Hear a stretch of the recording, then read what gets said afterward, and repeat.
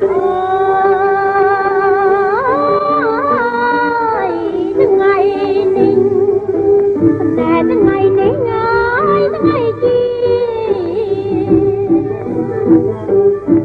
nay cây rót không đi rót ai na anu sai cái mình kia cái lần kia cái luôn đi sang đây kia anh đi say kia lại đâm bò kia lại đâm bò